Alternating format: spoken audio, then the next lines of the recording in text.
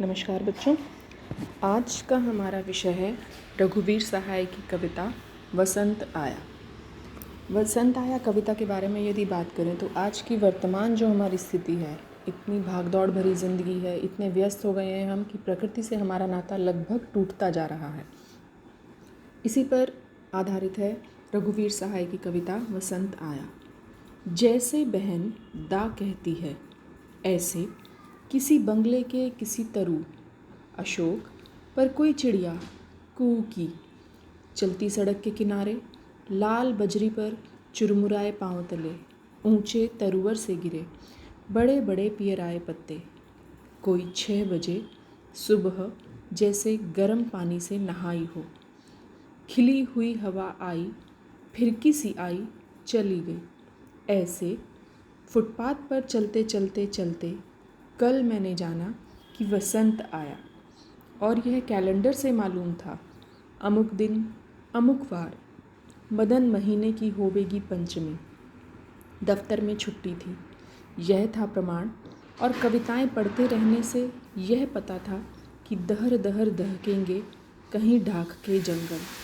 आम बौर आवेंगे रंग रस गंध से लदे फदे। दूर के विदेश के वे नंदनवन होंगे यशस्वी। मधुमस्त पिक भौर आदि अपना अपना कृतित्व अभ्यास करके दिखावेंगे। यही नहीं जाना था कि आज के नगण्य दिन जानूंगा, जैसे मैंने जाना कि वसंत आया। उम्मीद करती हूँ बहुत से शब्द आपको समझ भी आ गए होंगे, और यदि कहीं कोई किसी प्रकार की शंका रही है तो जब हम आगे पढ़ेंगे तो आपको निश्चित रूप से समझ आ जाएगा। तो अब जब हम कविता की बात करते हैं तो पहले तो आपको कविता के विषय में यही पता होना चाहिए कि कविता के रचनाकार हैं रघुवीर सहाय। रघुवीर सहाय बताते हैं कि एक सुबह जब वो फुटपाथ पर चले जा रहे थे तो जैसे बहन दा कहती है, दा अर्थात भाई, जिस प्रकार बहन अपने भाई को स्नेहपूर्वक स्वर में दा कहकर पुकारती है, उसी तरह एक मिठास भरी आवाज़ उन्हें एक चिड़िया की भी सुनाई दी।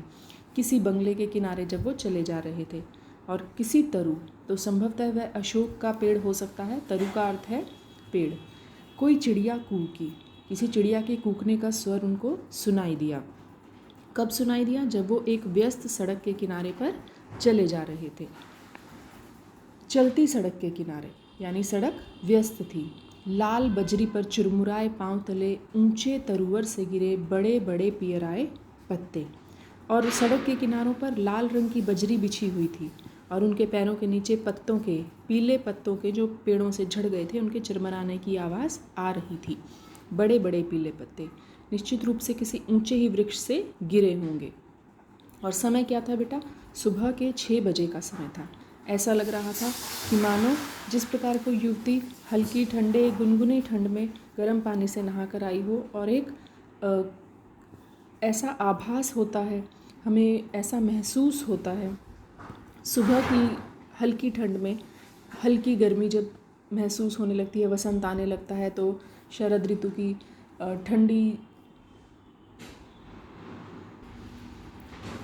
ठंडे से गर्म की ओर का जो सफ़र है, धीरे धीरे मौसम सुहाना होने लगता है। तो उसी वसंत के सुहानेपन का यहाँ वर्णन किया गया है। तो खिली हुई हवा आई, फिरकी सी आई, चली गई। तो हल्की हल्की हवाएं मन को बहला रही हैं। और इसी प्रकार फुटपाथ पर चलते चलते कल मैंने जाना कि वसंत आया। और कैसे मालूम चला? यह कैलेंडर से मालूम था। हमने अपने आसपास की प्रकृति को देखकर इसका अंदाज़ा नहीं लगाया, वरन कैलेंडर में हमें अमुक दिन अमुक वार मदन महीने की होवेगी पंचमी, इस प्रकार का आभास हमें कहाँ से मिला? कैलेंडर से। इसकी जानकारी, इसकी सूचना हमें कहाँ से मिली? कैलेंडर से। जबकि प्रकृति के इतने नज़दीक होने पर हमें यह निश्चित रूप से पता होना चाहिए, मौसम को देखकर हमें अंदाज़ा लगा लेना चाहिए। लेकिन क्योंकि हम अपने जीवन में इतने व्यस्त हैं, हमारी दिनचर्या इतनी व्यस्त है, तो हम इन सब बातों के लिए समय निकाल ही नहीं पाते और निकालना भी नहीं चाहते। कैलेंडर से मालूम चला कि इस दिन की वसंत पंचमी होने वाली है। दफ्तर में छुट्टी थी, यह था प्रमाण। और इस बात का प्रमाण क्या था? कि दफ्तर में भी छुट्टी थी। बहुत सी बातें हम छुट्टी के अनुरूप देखते हैं। कल की छुट्टी है तो फिर कल कौन सा त्यौहार होगा। इस दृष्टि से बहुत से त्योहारों की सूचना हमें मिलती है। यह था प्रमाण, और कविताएं पढ़ते रहने से यह पता था। चूँकि लेखक को साहित्य में रुचि रही होगी, तो इस बात से उन्हें यह ज्ञान था कि जब वसंत आता है तो दहर दहर दहकेंगे कहीं ढाक के जंगल, यानी पलाश के लाल लाल फूलों से वसंत में वन प्रदेश भी दमक रहा होगा, सौंदर्यपूर्ण हो गया होगा। आम के पेड़ भी मंजरियों से लद गए होंगे, बौर आ गया होगा, और कहीं दूर नंदनवन में आकर्षक रंगीन फल और फूलों के रस और गंध से भार से लदे हुए पेड़ शोभायमान भी हो रहे होंगे। फूलों और फलों का रस पीकर यहाँ आया है मधुमस्त। मधुमस्त कैसे? फूलों और फलों के रस पर मस्त हो गए हैं, अलमस्त होकर मस्त भंवरे और कोयल अपने अपने कार्यों में रत नजर आएंगे, दिखाई देंगे, कार्यों का अभ्यास करते हुए हमें प्रतीत होंगे। यही नहीं जाना था, ये सब बातें तो मुझे किताबों में मैंने पढ़ ली थी कि इस प्रकार वसंत में ये सब होता है, जिनकी ओर मेरा ध्यान अपने आप से नहीं गया वरन कैलेंडर की तरफ से गया। लेकिन ये नहीं जाना था कि मैं एक दिन प्रकृति से इतना दूर हो जाऊंगा कि मुझे कैलेंडर से याद आएगा कि वसंत आ गया है, न कि अपने आसपास के प्रकृति के सौंदर्य और वसंत आगमन के अनुरूप मुझे जानना पड़ेगा। तो यह प्रकृति और मनुष्य के बीच जो दूरियां आती जा रही हैं, उनका सजीव वर्णन यहाँ कवि ने हमारे समक्ष किया है। और साथ ही आधुनिक मनुष्य की अति व्यस्त जीवन शैली पर भी व्यंग्य किया है। और वास्तव में देखें तो बच्चों, बड़ा खेद का विषय है कि हमें इस प्रकार हमारे त्यौहार, पर्व और मौसम के आगमन की सूचना भी दफ्तर की छुट्टी और कैलेंडर के माध्यम से मिलती है। बंगलों की शोभा बढ़ाने के लिए तो हम वृक्ष लगा लेते हैं, अपने घरों की शोभा बढ़ाने के लिए लगा लेते हैं, लेकिन वास्तव में हम प्रकृति के उतने नज़दीक शायद नहीं हैं जितना पहले होते थे। अब यदि इस कविता के सारांश की बात करें तो कविता के माध्यम से कवि रघुवीर सहाय यह कहना चाहते हैं, जो हमने बात की, कि मनुष्य अपना संबंध प्रकृति से तोड़ते जा रहे हैं। वसंत का आना अब लोग वास्तव में अनुभव करने के स्थान पर, मौसम अनुभव करने की चीज़ है, अनुभव के स्थान पर अब हम कैलेंडर में देखकर जानते हैं कि कब कौन सा मौसम, कौन सा माह शुरू हो गया है, प्रारंभ हो गया है। आजकल हम एक अलग ही दुनिया में खोए रहते हैं, व्यस्तता की दुनिया में। फिर से प्रकृति के नज़दीक लाने के लिए एक बहुत ही सुंदर प्रयास है रघुवीर सहाय की यह कविता वसंत आया। कवि चाहते हैं कि इस कविता को पढ़कर हम फिर से वसंत ऋतु का वास्तविक आनंद लें, शाब्दिक आनंद ना लें, जिससे उन्हें यह अनुभव हो कि वास्तव में ही वसंत आया, और वसंत का आना अपने आप में परम आनंद का सूचक है, परम आनंद का विषय है। उम्मीद करती हूँ आपको यह कविता समझ आ गई होगी। तो हम कुछ प्रश्नों के माध्यम से देखते हैं कि क्या वाकई आपने इस कविता का मज़ा भी लिया और लाभ भी उठाया।